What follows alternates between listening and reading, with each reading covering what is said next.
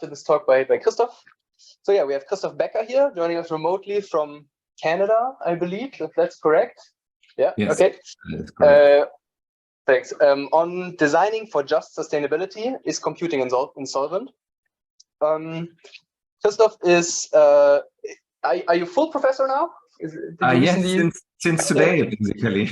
Oh, wow, so congratulations. Thanks. So yeah, congratulations on just now becoming full professor. I think it still has to propagate to some of your social media profiles, the correct thing. Did I forget to? Yeah, maybe. I think someday, but no.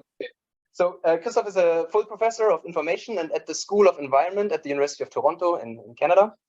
He's also the director of the Digital Curation Institute, where they conduct research on the intersection of digital curation and systems design. His research centers on bringing about the necessary, deep, and in the spirit of our week, probably radical changes that are required to reorient computing for just sustainability.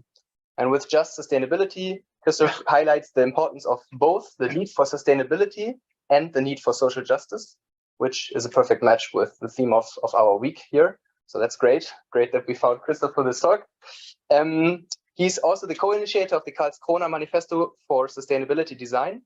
And he just recently published a book, I think at the beginning of June, with MIT Press, if that's correct. Yes, there it is. It's called Insolvent, How to Reorient Computing for Just Sustainability.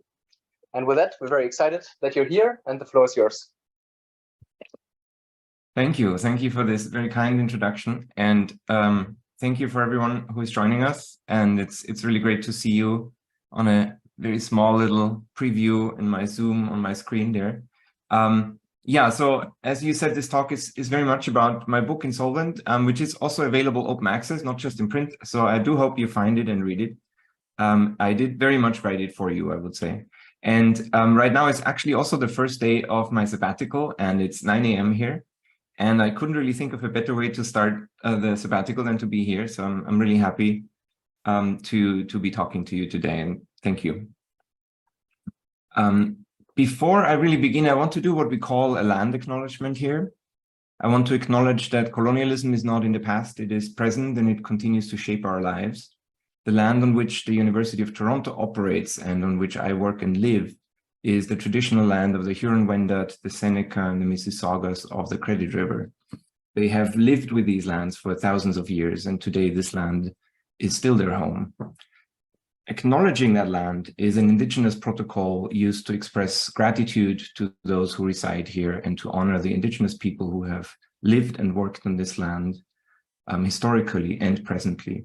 It allows us the opportunity to appreciate the unique role and relationship that each of us has with the land, and it provides a gentle reminder of broader perspectives that can expand our understanding to encompass the long-standing rich history of the land and our privileged role in residing here. And if you're not familiar with this map, I encourage you to take a look at nativeland.ca to see a different map of the world, including what is called North America or Canada today, and locate Toronto on that map. Maybe you can do that without turning on the OpenStreetMap labels, which do exist.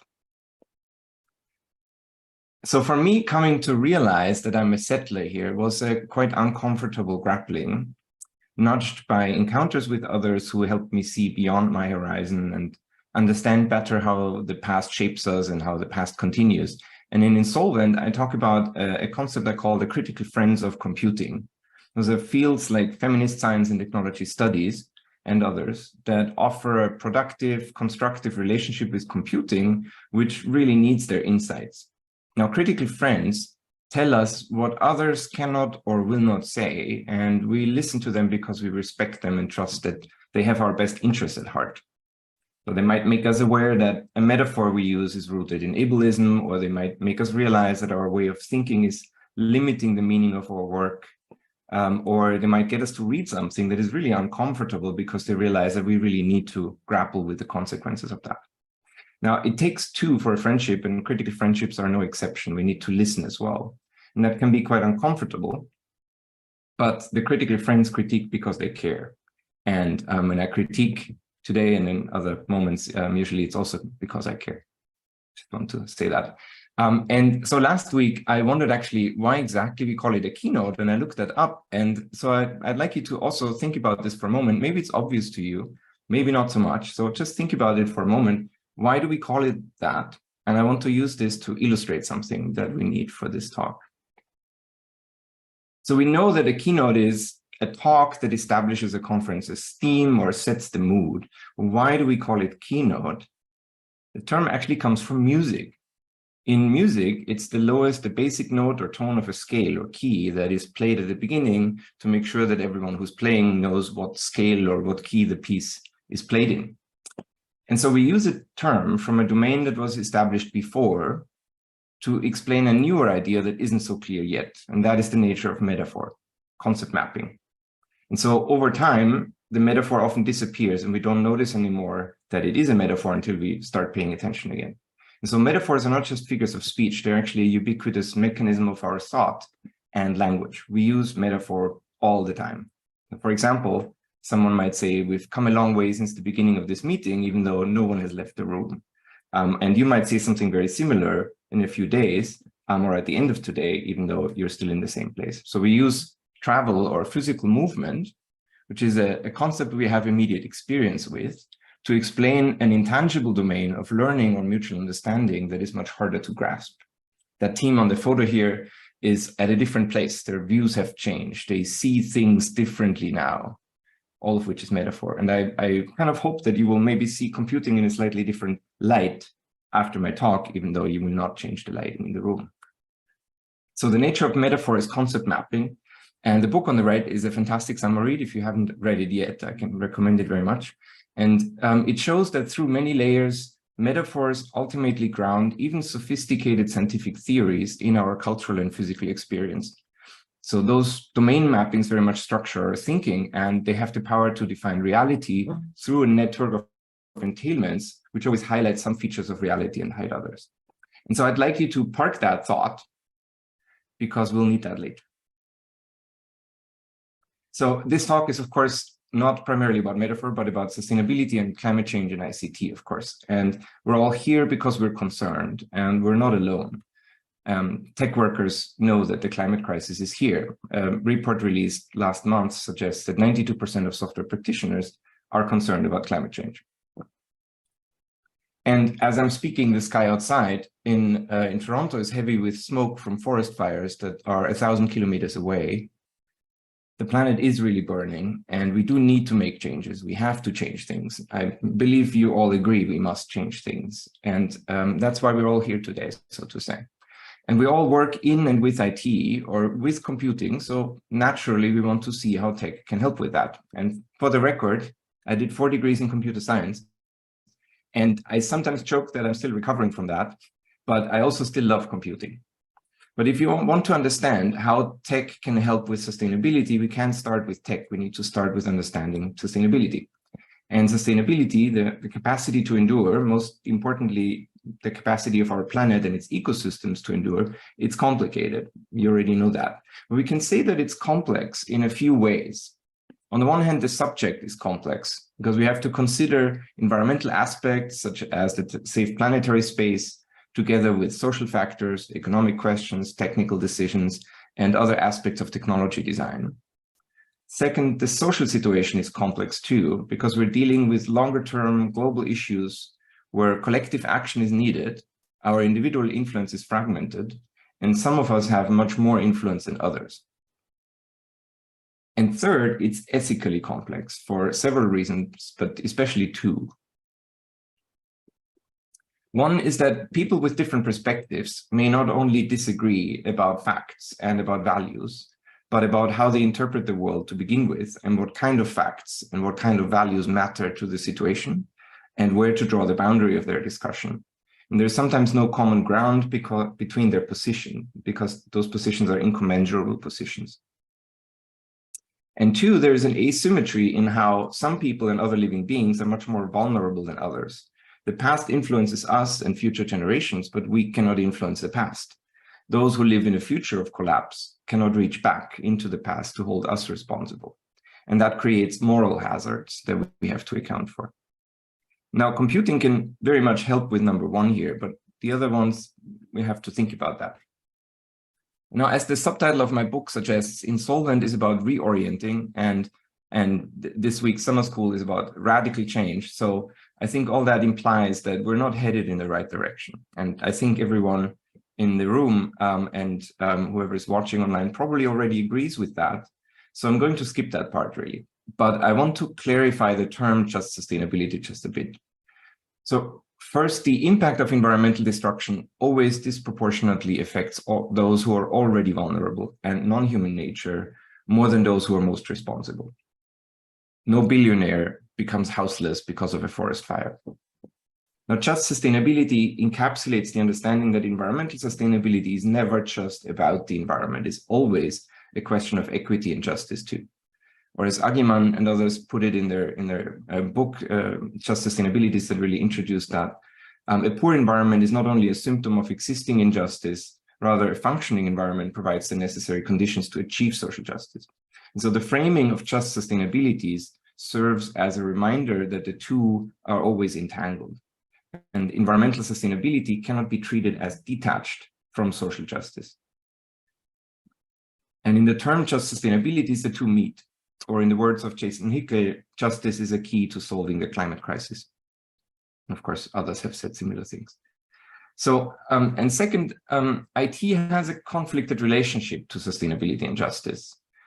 And this is again why we need change. So many of us hope for a technology-supported transition to more sustainable and just societies. And in principle, computing can be a key to just sustainability. It can enable open information access. It can bring us all together in sessions like this. It can enable more sustainable lifestyles, and it can support the partial decoupling of value creation from some material resource consumption, partial. But in addition, its nature as a general purpose technology also turns it into a potential enabler of many others. But in practice, the opposite is more common. Everywhere on this planet, tech drives environmental damage, increases the demand for resource extraction, reinforces inequality and injustice, and erodes privacy and democratic governance. So both the hopeful and the disastrous roles of IT are true at the same time. And many in tech now work on designing for sustainability and want to tackle questions of justice and fairness in computing, but their good intentions have not changed the trajectory of IT. It seems that more on the contrary, we hear about the harmful effects of IT every day. And I call these harmful effects the depths of computing, the direct and indirect, often invisible harms that technology causes at a distance. And personally, I'm less focused on e-waste and energy use and more focused on how IT reconfigures our social and political relationships and how it reinforces and amplifies inequality, racism, ableism, and colonialism. Unfortunately, for either of these types of considerations, the harmful effects rarely afflict the designers. Instead, they're offshore, they're foisted on others who are far away.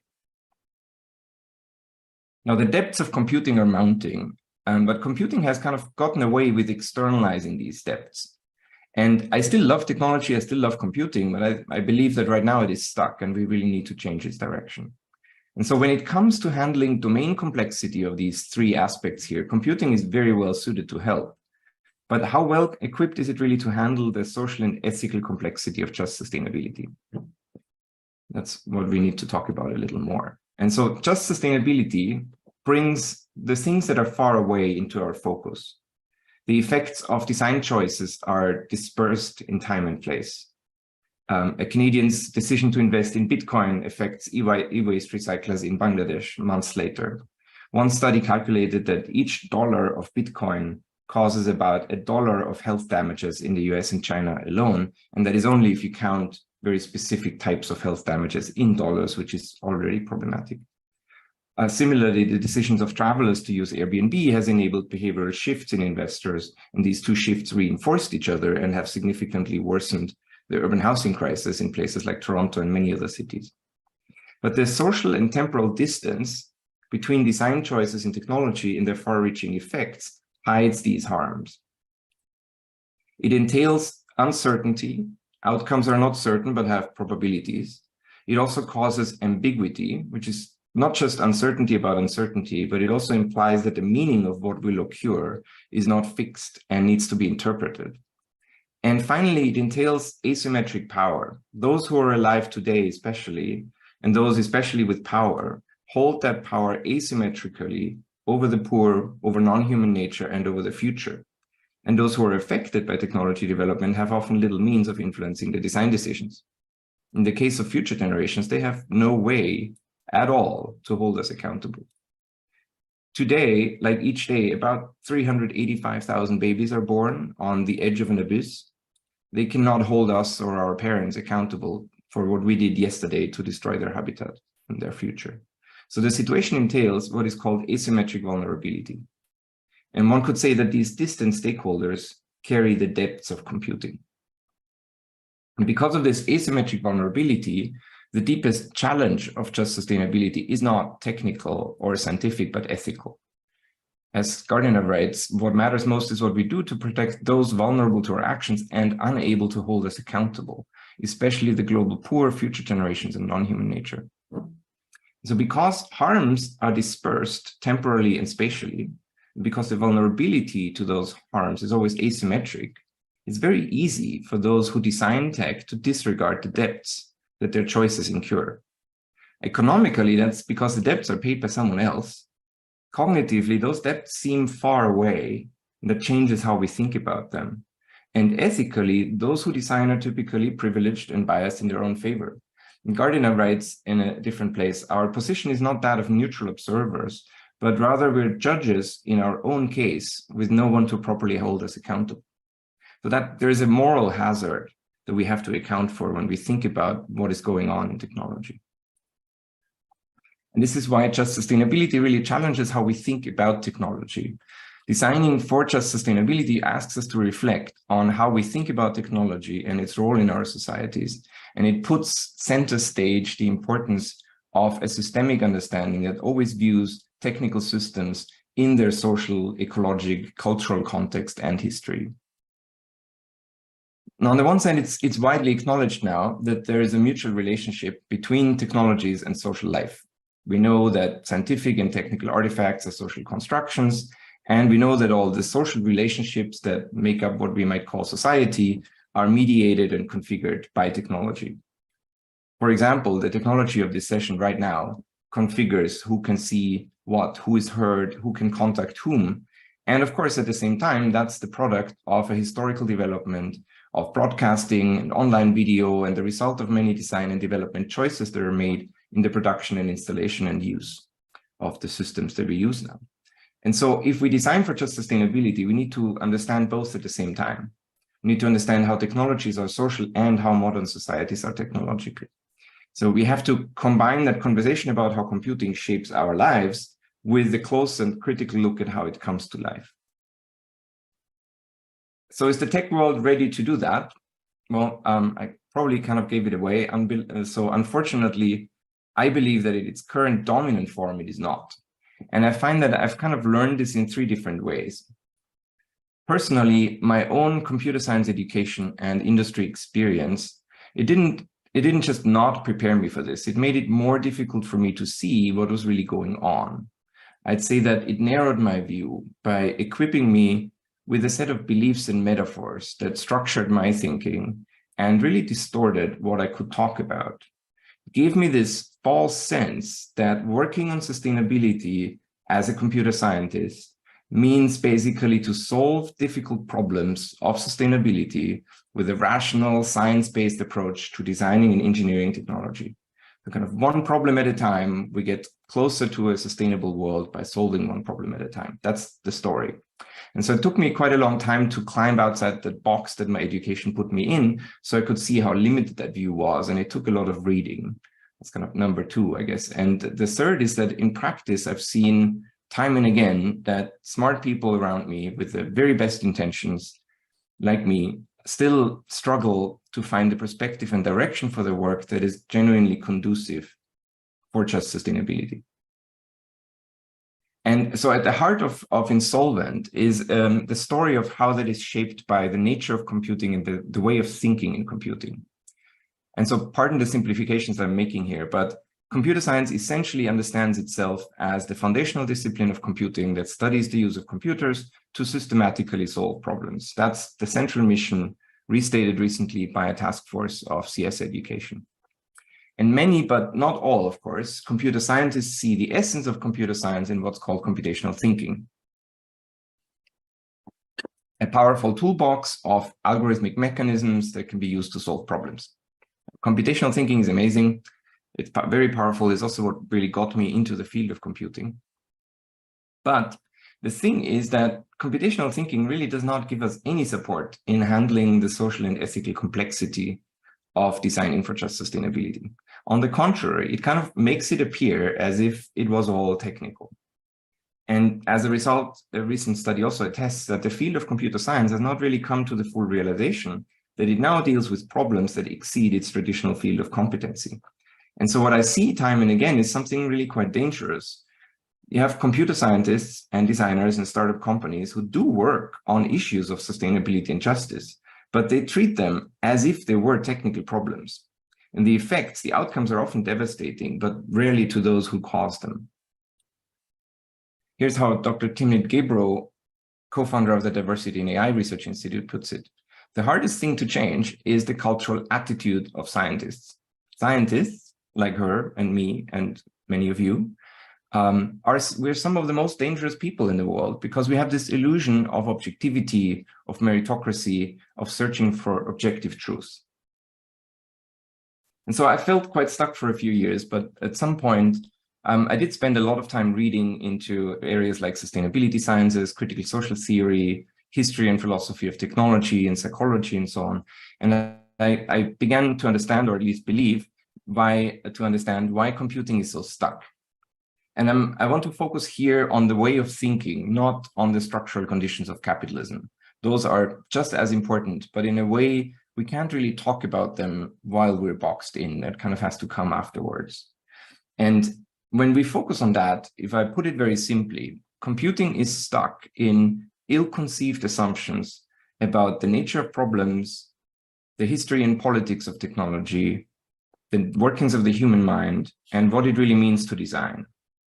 And to be clear, this is true for other tech spaces as well. And at the same time, it's not equally true for everyone in every field in tech. There's a lot of variety. But it is largely true for what we might call the mainstream, the dominant view of technology. And while those beliefs have a range of influence, their torque varies, but their influence is very far-reaching, and very often it happens below the surface in a way we don't notice. And so these beliefs, these myths, shape how we talk about issues, and they shape what we can talk about. And so in Insolvent, I spent quite a bit of time and space and words introducing these myths of computing and the idea of a myth as well. So essentially, myths are widespread but flawed beliefs, but there is a lot more to them. They're also important foundational stories that give cultural meaning to our world, and they shape how we talk about it. They're important building blocks of ideology. And in tech, we talk about the world largely based on a mythology or ideology that evacuates history and politics from design. And it creates this illusion of a neutral, scientific, technical rationality, kind of a calm cockpit from which technology is steered to a better future, one solved problem at a time. And that appears coherent and natural, but it is an illusion, and that illusion hides the collateral damage and suffering that it produces. And so I want to very briefly look into the simplest of these myths, this idea that technology is value neutral. And that story says that because facts are distinct from values, facts and values are two different things. Science and technology are only about facts. And when we produce facts and artifacts in technology, we should not put our values into them. In fact, we actually can't do that because technology supposedly doesn't have values. They have no place in it. They just don't fit. They just don't go there. It's a very common story out there, maybe much less common for many of you in comparison to the mainstream. But I want to just very briefly illustrate of how false that really is. Software systems and algorithms are never truly neutral, like any technology. On the contrary, designers and organizations embody values. Their design choices embed specific values in the systems through the features and the qualities they construct. And then software systems, in turn, express and enact these values through the behaviors and their affordances. Grady Butch put it really well some years ago.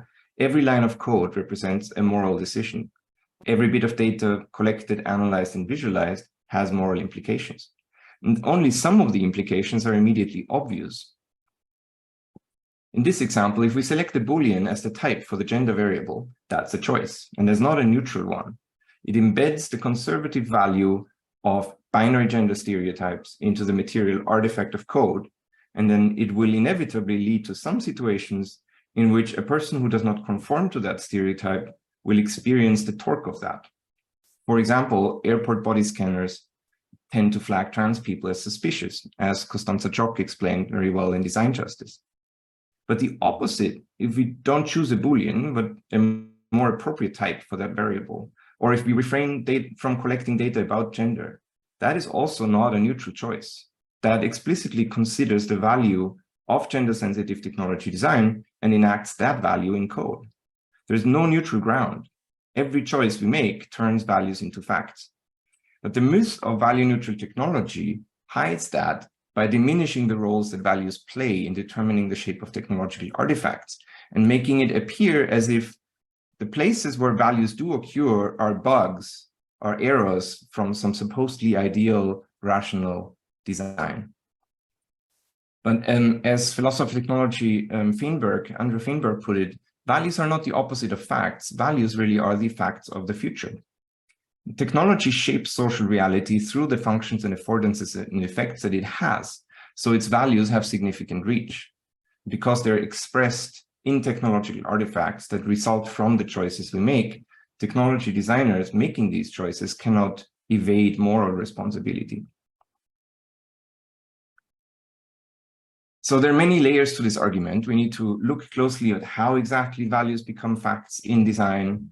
And beyond that, we also need to figure out how we can bypass the gravity wells of these other myths. And I want to talk a little bit more about especially one of them. And very briefly, these myths say that problems are basically real things that exist and we can discover them using scientific method. Design is problem solving, and the human mind is basically a computer that doesn't work very well. So those are essentially some of the currents that create sort of an undertow that prevents us from reaching just sustainability.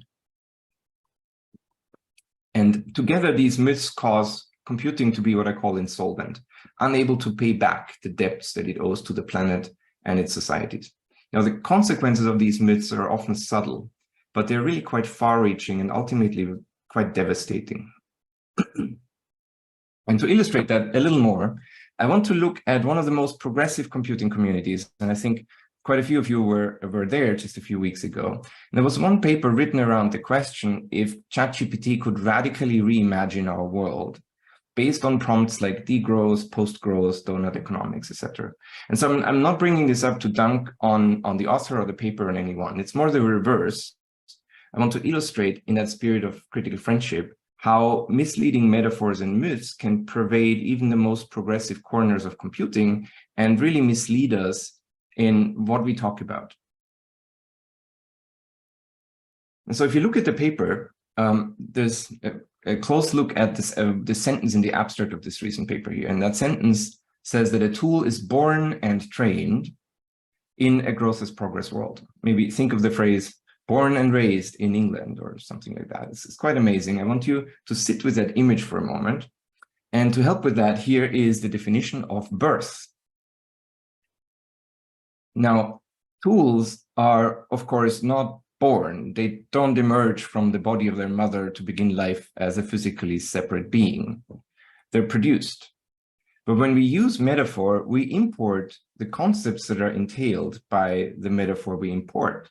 And as a result, without paying too much attention, we end up attributing aspects of life, like creativity or imagination, to something that is more like a giant spreadsheet than a mind. And that's imaginative, because humans are imaginative, but it is profoundly misleading, as is a term like artificial intelligence. So can ChatGPT reimagine our world? Just to get that out of the way, can it imagine? Of course not. Of course it can. It's a language model. It does not imagine. It generates what is scientifically defined as bullshit. Plausible strings of words that are statistically likely to follow after the prompt based on the training data. It doesn't have understanding of what that means. There's no reference to a real world with significance and meaning.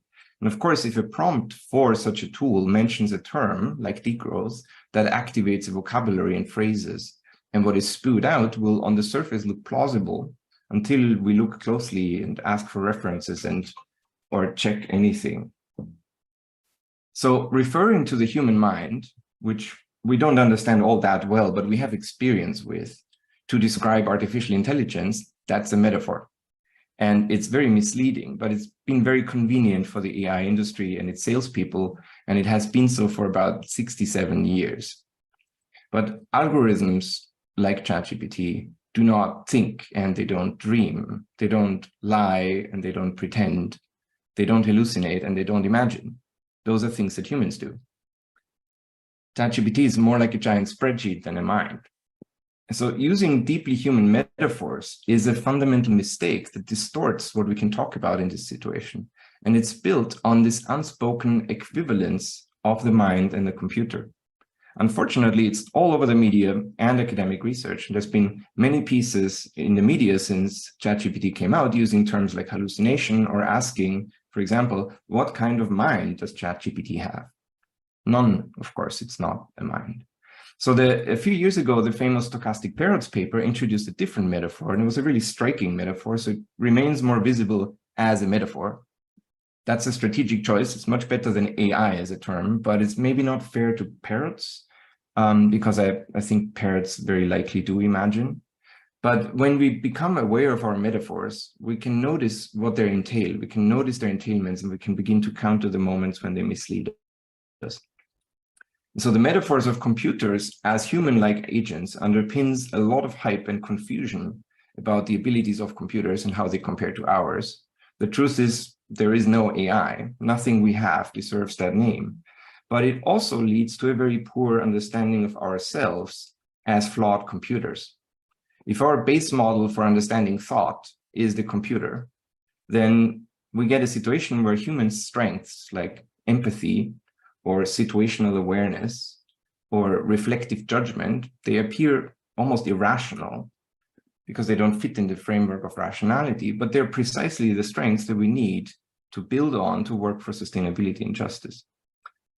So the fact that our mind can compute does not mean it is a computer any more than our phones are maps. And so here's the flip side of that myth of the human mind as a computer. If we don't oppose it, we end up thinking of ourselves as humans in very impoverished ways. And that is more complex to explain because that myth has distorted 6 decades of research in behavioral economics and cognitive psychology and then software engineering and related fields. But I'll very briefly try. Sustainability is the capacity to endure. So it's also a question of something that psychologists and behavioral economists call intertemporal choice. The choices between close and more distant outcomes, such as the one that Calvin is facing in this classic cartoon. Calvin is the boy on the right with his tiger, Hobbes, and Christmas is approaching. Calvin is greedy. He wants to get all the gifts he can, but he knows that he kind of has to behave, otherwise he's not going to get gifts. And he really loves annoying his neighbor Susie, so he's complaining there that his immediate pleasure of throwing a slush ball is pitted against his future greed of gifts. And his aptly named tiger, Hobbes, thinks that it's hopeless. And I, of course, hope that it's not hopeless. It's not a foregone conclusion, as Calvin insists. But now the myth comes into play when researchers study how Calvin makes his choice. And so in the conventional view of decision-making research, which underpins all the decision-making research in computing, he computes, or almost all of it, he basically computes the benefit of hitting Susie and the benefit of the Christmas gifts, and then he compares the two to pick the larger one. And Christmas is not for another week. He's a young kid. That's a long time. So supposedly, he will apply a discount factor to discount his value of that future outcome. And that discount factor essentially reduces his perception of the value of the gift in comparison to the value of short-term gratification. So he exhibits a phenomenon that behavioral economists call temporal discounting. His computing is flawed. He has short-term bias. Now, in truth, it's very possible he will throw that slush ball, but his mind does not work like that. No one's mind actually works like that. Our mind is not a computer. It's embodied, it's inactive, it is neural and nervous and interacting with the body and the environment. Our thinking is social and historical, and it encompasses far more than just processing data to compute some signal that is sent to Calvin's arm that says, shoot that ball. Human beings are capable of computational thinking and of situational awareness, of reflection, of insight, of altruism, of coordination, of intuition, of wisdom, of judgment, mindfulness, empathy, you name it. But that myth of supposedly rational decision-making has pervaded research and common sense so much that we don't even notice it. And if we don't actively evade that false equivalence of the mind with computing, we fall into its trap all the time without even realizing it. And chapter 7 of Insolvent has all the receipts of how that has affected research in computing and other fields, and how it distorts our view of how we think of things, like a designer in a project or a project manager making a choice between an immediate benefit and a distant outcome, such as an outcome that relates to the depths of computing. And the truth is, yes, of course, very often we do make short-term decisions, but the reasons for it are a lot more complicated than what that story tells us. And that also is a story, and realizing that gives us a lot of new ideas for how we might counter it. So I could go on a lot more about this and each of these myths, but I want to just give you a brief idea. So essentially, the myth of rational decision-making, which is based on this idea of the human mind as a flawed computer, distorts how we think about human judgments in technology design. In that story, human thinking is just information processing. The human mind is basically a computer that doesn't work correctly, and human deviations from rational choice are limitations and biases and errors. And so that false equivalence of the mind and the computer is a really bad deal for us humans, so to say. It makes our thought appear impoverished and irrational, while kind of endowing spreadsheets with imaginative abilities that they cannot possibly have. Then the myth of objective problems maintains that problems are basically things that we can discover using science. And the central question in problem statements is then on correctness and consensus. And together, this whole ideology tells a very optimistic story of technology as the savior of solving problems. Problem solving is the central activity of technology design. And to design is to collaboratively solve real problems using value-neutral technology through a series of decisions that should be rational. And all that together is what I call problemism. Now, computing has externalized its depths. It's gotten away with externalizing them. And one task many of us have been working on is to make that visible. And when it becomes visible, that question comes up whether computing has the ability to pay them back. And insolvency is the inability to meet one's obligation. And in finance, insolvency can be met in two ways. One is bankruptcy, so to dissolve the entire entity, and the other one is restructuring. And I'm suggesting that we do restructure and reorganize and reorient the tech world and computing. And to do that, we need to deconstruct these myths, and we need to replace them with more nuanced stories. And if we want to work on this, we need to consider that computing can very much help to address domain complexity, and it can very much help with social coordination, but it is not itself equipped to handle ethical complexity. The myths of computing really prevent meaningful change and reinforce flawed ways of thinking, and so we need to face them and to work around them as well. So the good news is we can do that. We can work it out. In conjunction with other fields, computing and IT can figure out how to get out from this and learn to play an important and genuinely helpful role. The stakes are high and the task is urgent for that to happen. And the whole argument is quite complex. So I'm certainly simplifying a lot today to make my point. The book has left. Is that okay? Sorry? 4 minutes? You have like 3-4 minutes left? Okay. That's a little shorter than I thought. Okay, maybe 5 minutes. Yeah, then we have to go to Yes. Yeah. So the thing is, there's already a lot of critical and divergent work in computing that is hard at work overcoming this impasse, but the computing mainstream isn't really there yet. But more and more people in the tech world are waking up and realizing that this is not good enough. We need a different computing. And so I'm really delighted about the whole framing for the summer school as well. That's exactly the framing we need, and I'm really excited about that. So those who can help best with that often come from critical and feminist perspectives in fields like sociology and the humanities or philosophies. And I call these the critical friends of computing. And some communities in tech have long cultivated constructive relations with their critical friends. So for example, much of the work on critical design methods draws on intersectional feminist theory and science and technology studies. Now, we don't have the time to talk about the detailed history of this, but I want to highlight the importance of a critical approach. Essentially, critical theory, for example, helps us demonstrate how existing arrangements can look more inevitable than they are. And once we see that things that appear necessary could actually be different, that opens up a path for change. And some of these critical friends have very specific tools and frameworks and ways of thinking and theories that can help us with that. And that is a very important moment when that happens. And those insights show us that technology is never value neutral.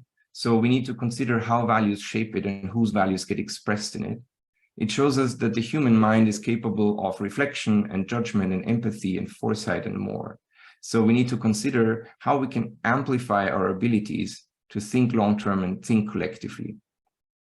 It shows us that problems are socially constructed frames that we use to make sense of situations to figure out what to do, not independent things. So we need to pay attention to what happens when someone frames problems, and we need to pay attention to the politics and ethics of that. And so, oh, no, I was actually in time. So as the planet is burning, just sustainability really urges us to center the implications of design choices on distant stakeholders who have little to no influence. Computing in principle has significant potential, but not in the current paradigm. And Insolvent is essentially the story of how computing got stuck and how the critical friends can help it become unstuck. And it dives into a much more detail on each of those myths especially, and then shows how we can overcome each and what kind of generative work comes out of that. And so I do hope you read it. Engaging with critical friends can be uncomfortable. It's not always easy, but if we're willing to do that, we do find new perspectives on how to work with tech and how to make tech work, not just for billionaires, but for everyone.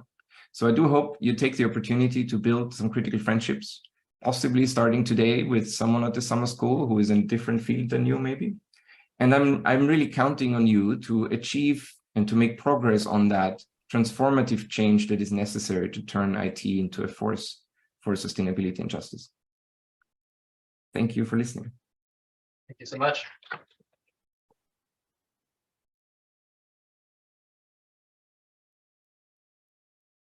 Okay, so we have time for questions. So let me know when you want to ask a question. Okay, quick note, I will be running with the microphone to the person, so that's why I will disappear to the back of the room probably. Who wants to start off the questions?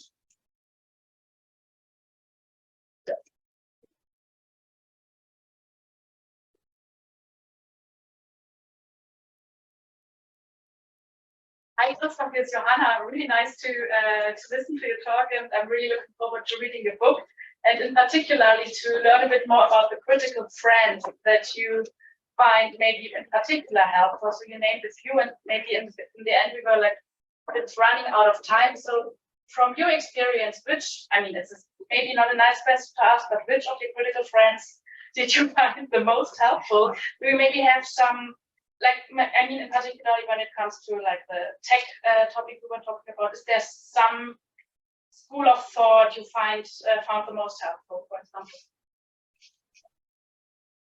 Thank you. Yeah, I do think which one you will find most helpful depends on where you're coming from.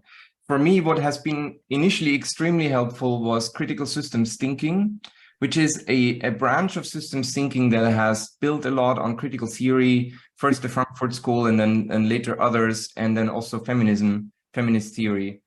because critical systems thinking helps very specifically with the critical reflection that we need and gives us a structure for how to reflect. And it is essentially has the three commitments to critical reflection, to pluralism in methodology and epistemology, and to working against marginalization. And one way to think of it is that critical systems thinking helps us locate ourselves in and locate and realize how our claims, how our arguments are situated. And in that sense, it resonates a lot with intersectional feminist thought and feminist science and technology studies, which talks about things like situated knowledges. And it gives us a very structured framework that is, I think, in argument quite accessible if you come from more the scientific or the rationalist computer science education background. And so I found this extremely useful, and I've brought critical systems heuristics, one specific critical systems thinking framework, into dialogue with engineering frameworks like requirements engineering and software engineering, because it helps us locate kind of the gaps, the things that rationalist theory misses. And yeah, I introduced that at length in Insolvent as well. And the other thing I found extremely helpful is feminist science and technology studies and intersectional feminist thought. And partially, and again, in Insolvent, there's a couple of chapters around that. But so, for example, we've brought together feminist SDS methods, especially one method called mind scripting, with a requirements engineering community to kind of look below the surface and look into how, for example, we think of ourselves when we try to cause radical change in an engineering field, how we construct our positions as subjects, as political actors in this social change situation in ways that even critical systems thinking could not do either. And so by bringing together in some radical ways the more rationalist computer science frameworks with these critical friends, we find some very intriguing, very interesting ways of working. That takes some time. It takes some reading, it takes some engagement, but it is extremely valuable, I believe. And so I'm kind of hoping that in Insolvent, you find some entrance to some of these frameworks, some of these ways of thinking, and maybe get inspired to read some of these. There's a lot of introducing and positioning critical friends in that book as well. And I'm hoping that that can be useful for others. And I was partially joking a couple of times to some people where I said that Insolvent is a bit like, I read 500 books, so you don't have to. But in a way, of course, it does mean that I hope that you will read some of them as well. But maybe last thing that one of the critical friends I'm now looking forward to learning much more about is decolonizing and post-colonial and decolonial theory, which I have not gotten into so much depth yet.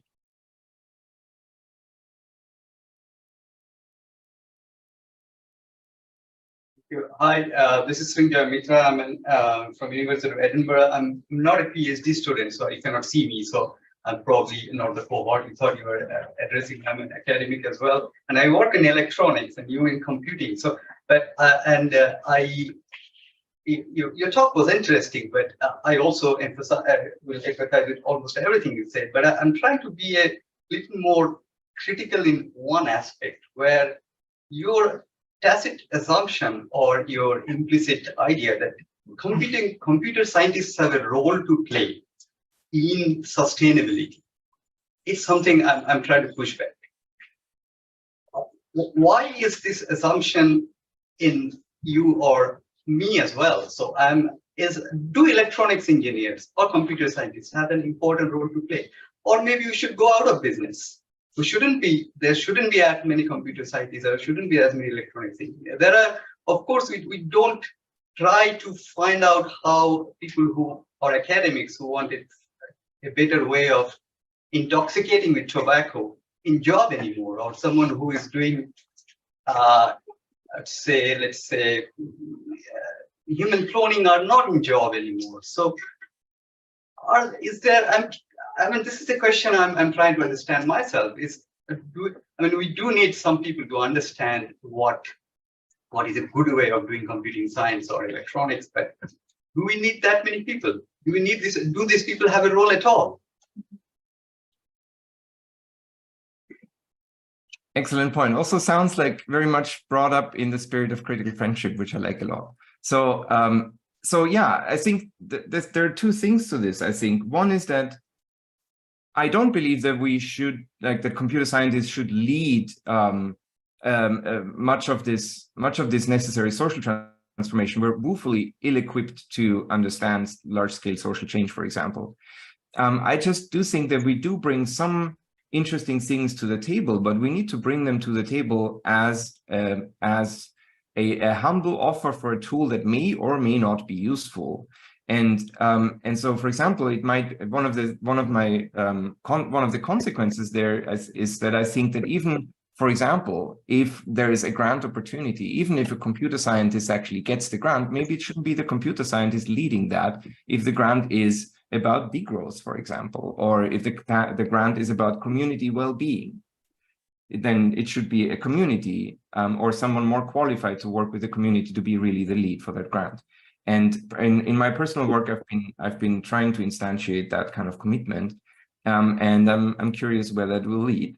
But I do think you make this very important point that we shouldn't think of ourselves as this extremely important role, the scientists fixing things, but I think trying to make ourselves useful and working with critical friends, working for communities instead of trying to pretend that we have the answers to all these things, and stopping to see things as problems that we can solve is one crucial component there. And I believe that what I call problemism, this obsession with seeing the world as a collection of solvable problems, that kind of reinforces this idea that we actually have this super important central role to play because we know how to fix all these things. We know how to solve climate change. And that is of course, deeply misleading. We do not. And more importantly, climate change and many of these issues are not actually problems that we can solve. There are situations of ethical conflict in which there are many different perspectives and in which ours might be useful, but many others will also be useful and may be more important to as a perspective. So I think we agree. Thank you.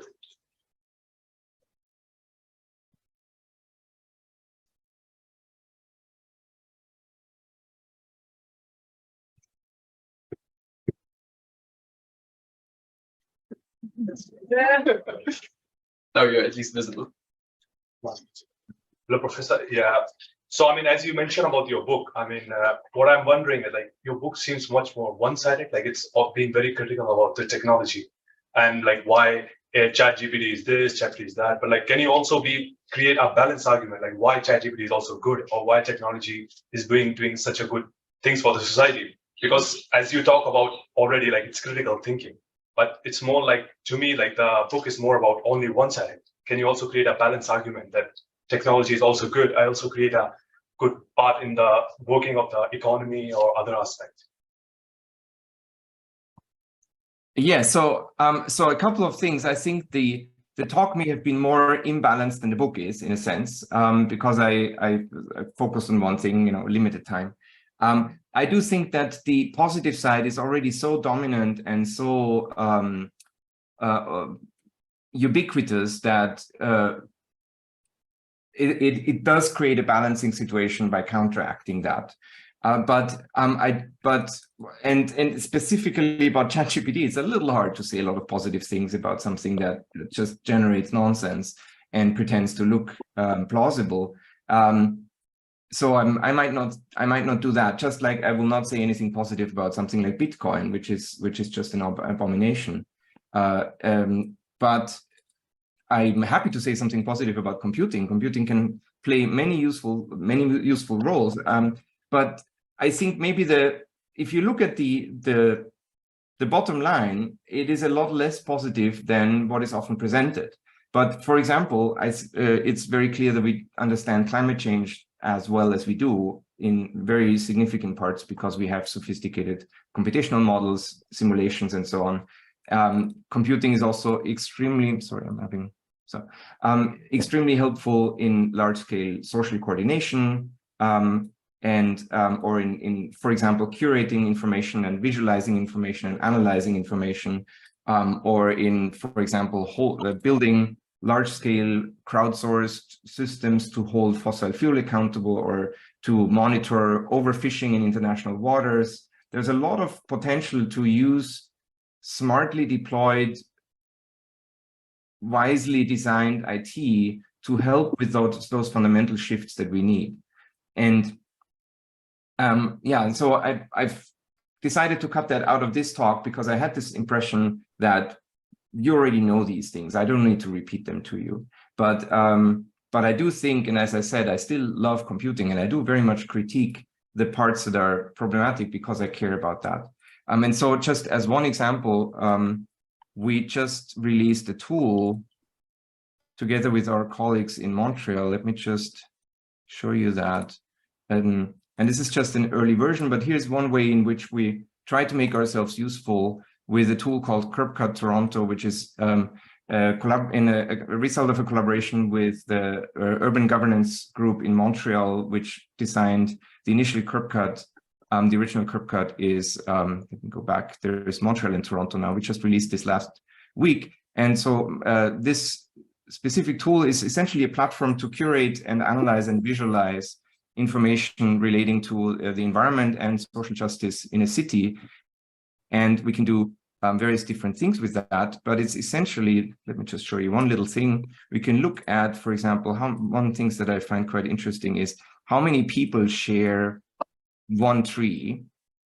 And then we can do things like looking at the questions like, are there correlations between how many people have to share each tree versus how much money do people own, or the property values or average rents and things like that. And so this is a system that allows us to bring all sorts of information from very different places together and look at correlations and analyze situations and look at correlations between environmental issues, social justice issues, and the relationships between the two. And this is the kind of stuff we can do with computing quite easily, which we could never do without.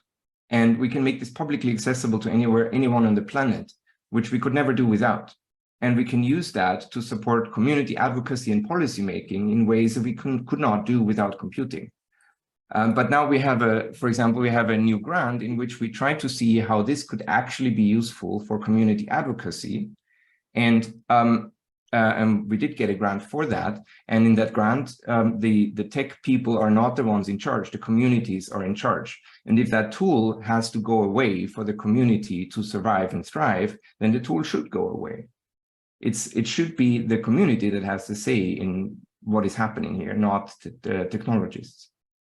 And so that's kind of my point here is we can do amazing things, but the solutions, the technologies have to come in to address cautiously identified real issues, not in a solutionist fashion and not in a problemist fashion. Thank you. We're almost out of time. Maybe if someone has a final quick question, you could still fit this in.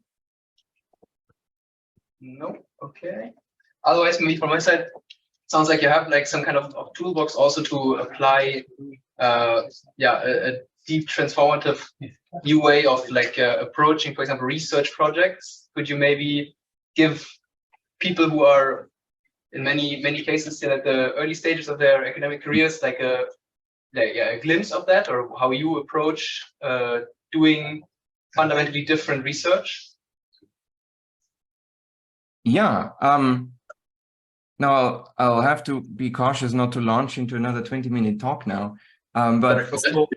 So maybe just to very briefly to latch on to what I said about intertemporal choice and Calvin, and how researchers have studied how we make choices where these trade-offs occur. So when in technology design, these trade-offs between proximate outcomes and distant outcomes, which are the trade-offs of sustainability and social justice, they're ubiquitous. There's throughout systems design. Any kind of engineering project takes all of these choices.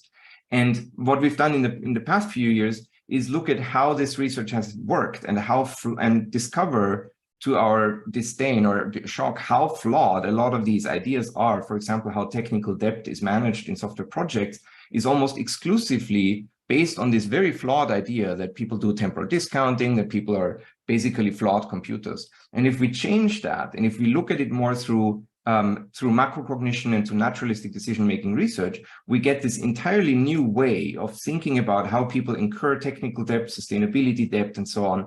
And we've recently published a paper, It's About Time, How to Study Intertemporal Choice, that also gives you a bit of a roadmap. So if, for example, if you think this is an interesting question, how design really happens, and if you want to look at that, then there is a gigantic amount of empirical studies that needs to be done to figure out how does that really happen? When someone makes a trade-off choice in a software project, what is really going on?